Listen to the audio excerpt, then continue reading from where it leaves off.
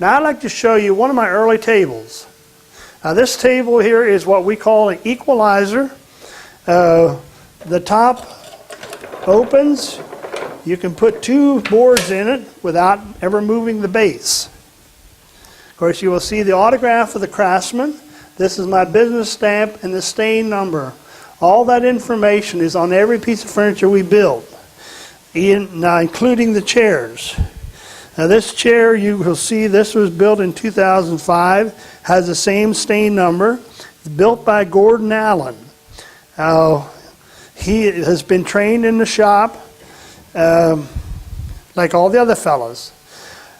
Now I want to show you another table which has been one of my most popular tables years ago, but we don't make as many today, but it's the kind of table that people buy, particularly if they're going to a retirement home. The space is a problem. They don't want to take a lot of space, but when people show up for meals, they can serve everybody. This table will actually open up. I can put 8 boards in this table. In fact, it will open up a good bit further now. I didn't bring that leaf up. But just to show you the size, the flexibility. Now, if you don't have that many people, you don't have to open the table that wide. I have locks on here to hold it shut so that it doesn't open when you don't want it. If you have it by the wall, just flip up one leaf and you can serve 4 people very adequately. Or if you have 6 or 8, you just simply set the table in the center of the room and flip up the other leaf and you can serve 6 or 8. Now, I've designed this table with a special, you can actually, you see how it touches on the very bottom? It eliminates you from ever having to bang the chair into the leg. You can put 3 chairs on either side and 1 on either end. And that way you have your 8 people. But when you're not using it, you simply set it by the wall, put the both leaves down, and it only takes up 29 inches of space. I built it especially for 29 inches so that you can carry it right through a door with a 30-inch door and not scuff it. If you ever try to turn a drop leaf table over, you'll understand how nasty they are for pinching your fingers. This one has a 2-inch radius so that you can serve more people. Now we make whatever radius you want. Now I'd like to show you another table, which is really my most popular table in our main showroom. So Anthony's going to open this table and show you how it opens. Notice any lady can open and close this table by herself. How easy he opened that with one hand. Keep in mind this table weighs roughly 200 pounds, or 100 pounds, I'm sorry. Again, you'll see the autograph of the craftsman in the center of the table. That's a 2004. And the autograph. These slides are made of rock maple wood. They're hard. Now, Anthony's going to sit on there. You don't have to sit on my table, but my tables will take that kind of nonsense.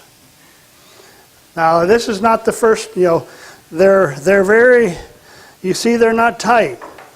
Change the weather. See, they won't bind up on you. And any lady can open and close this table by herself.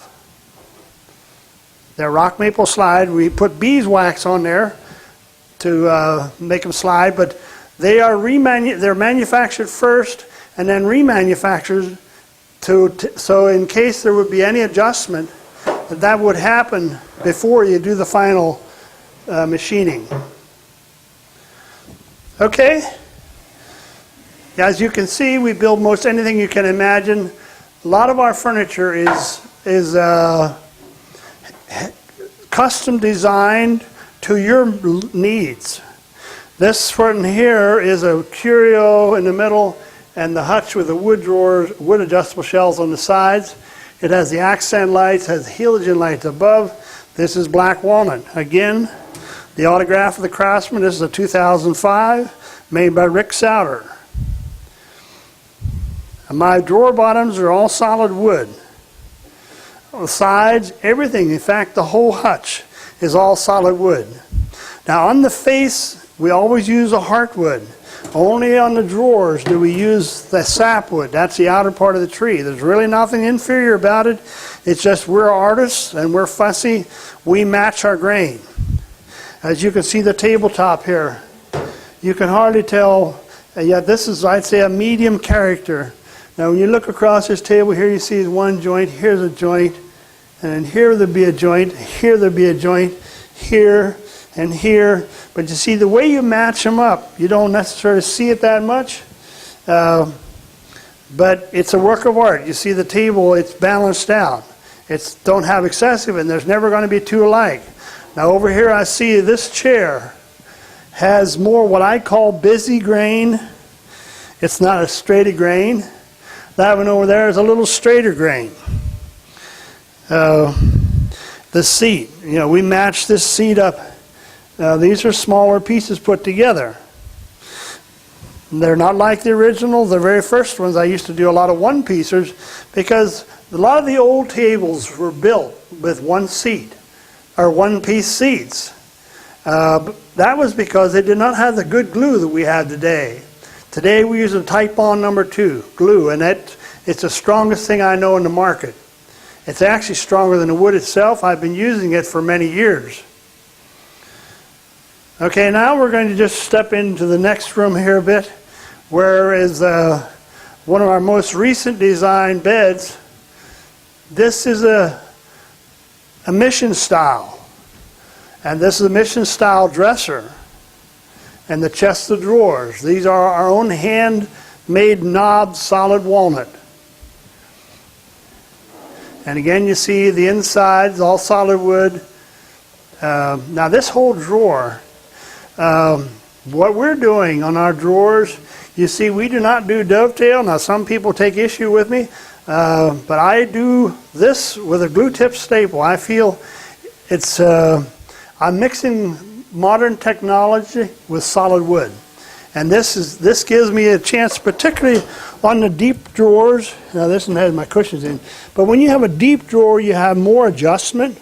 The wood can expand or contract more, and so that glue tip staple will give you the wood can adjust itself whenever, never making a problem. On the back of my drawer is solid wood. And then I put staple up through there so that back works like a bow. The change of weather, the back will bend, but the front won't. Every time you build anything out of solid wood, it's got to be able to move. Now, it's not going to move out of your house, but it's got to move. So you never fix something so it can't, because if you made a door and you glued it in there, it would actually break your panel, because it's got to change.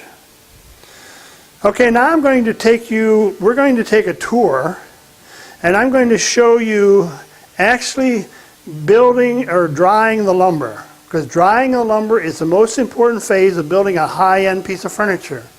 So we're going to go out into the pre-dryer and do that, see that, and see if it's being stuck. Okay?